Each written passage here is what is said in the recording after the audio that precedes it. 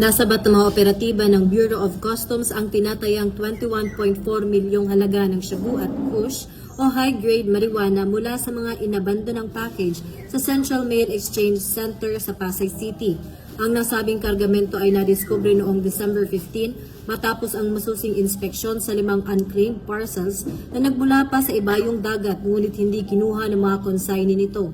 Upang makalusot sa mga otoridad, idineklara ang mga naturang parcel bilang mga karaniwang kagamitan tulad ng outdoor wall lamp, bag, digital media disc, libro at iba pang paninda.